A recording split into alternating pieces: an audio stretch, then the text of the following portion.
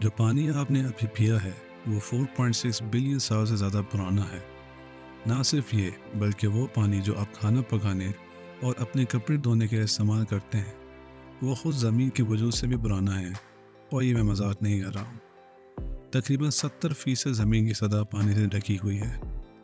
پورے solar system یعنی نظام شمسی میں زمین واحد جگہ ہے جہاں آپ کو سرفیس یعنی سطح پر پانی کے اتنے بڑے ذخائر مل سکتے ہیں۔ لیکن کیا آپ نے کبھی سوچا ہے کہ زمین پر پانی کیسے آیا؟ یہ پانی ہمیشہ ہمارے سیارے کا حصہ تھا یا یہ کائنات میں کہیں اور سے آیا ہے؟ یہ وہ سوالات ہیں جن کے بارے میں ہم اکثر سوچتے ہیں۔ تو آئیے اس سی بے ذائقہ لیکن انتہائی ضروری مشروب یعنی پانی کی اصلیت کے بارے میں جاننے کی کوشش کرتے ہیں۔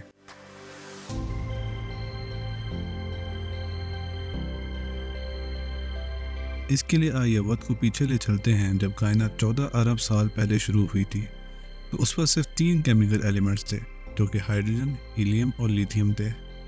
باقی کمپاؤنڈز کی طرح پانی بھی سادہ ایلیمنٹس یعنی 2 ہائیڈروجن ایٹمز اور 1 آکسیجن ایٹمز کے مالیکول سے بنا ہوتا ہے۔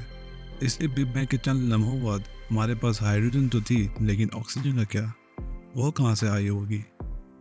تو یہ جاننے کے لیے میرے ساتھ چلیے بگ بینگ کے تقریباً 400 ملین سال بعد، جب پہلے ستاروں نے تاریکی کائنات کو روشن کیا۔ یہ ستارے بنیادی طور پر ہائیڈروجن اور ہیلیم سے بنے ہوئے تھے۔ جب یہ ستارے ایوالو ہوئے یعنی اپنے ارتقائی عمل سے گزرے تو انہوں نے اپنے مرکز میں بھاری ایلیمنٹس کو فیوز کرنا شروع کیا۔ انہی میں سے ایک آکسیجن تھا۔ جب ان ستاروں نے اپنی عمر گزرنے کے بعد ایکسپلوژن کے تھرو ان بھاری ایلیمنٹس کو اسپیس میں پھیلا دیا، اور پھر جب ٹیمپریچر اور پریشر نے نئے بننے والے آکسیجن ایٹموں کو ہائیڈروجن کے ساتھ ملا کر پانی بنانے کی اجازت دی، تو کائنات میں پانی کے پہلے مالیکول سامنے آئے۔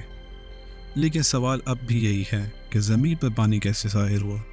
ہم جان چکے ہیں کہ ستاروں کے ایکسپلوژن نے خلا میں بھاری عناصر یعنی ہیوی ایلیمنٹس کو بغیر دیا۔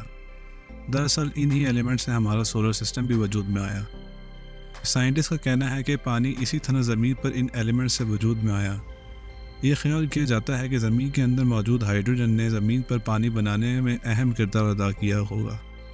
لیکن اگر آپ ابتدائی سولر سسٹم پر نظر ڈالیں تو زمین سورج کے بہت قریب بنی تھی، جو کہ اس پانی کو زمین پر ٹھہرنے ہی نہیں دیتا اور پانی ایویپریٹ ہو جانا چاہیے تھا۔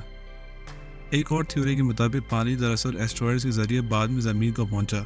یہ ایسٹرائڈ سورج سے کافی دور پانی کے برف سے بنے ہوتے ہیں۔ جب یہی برف سے بھرے ایسٹرائڈ زمین سے ٹکرائے تو یہ خیال کیا جاتا ہے کہ زمین کو پہلی دفعہ پانی ملا۔ یہ دونوں نظریے ایک دوسرے سے مکمل طور پر مختلف ہیں اور اوریجن آف واٹر کی وضاحت کرنے میں سیر فہرست ہیں۔ لیکن اگر یہ دونوں تھیوریز ٹھیک ہیں تو پھر کیوں دوسرے سیاروں میں پانی نہیں؟ صرف زمین ہی میں پانی کے اتنے وسیع ذخائر کیوں ہیں؟ تو دوستو، یہ ہماری اس سیریز کی کسی اور ایپیسوڈ کا سوال ہے۔ اس ویڈیو کو اپنے دوستوں کے ساتھ شیئر کریں اور اس طرح کی مزید انٹرسٹنگ ویڈیوز کے لیے ہمارا چینل ضرور سبسکرائب کریں۔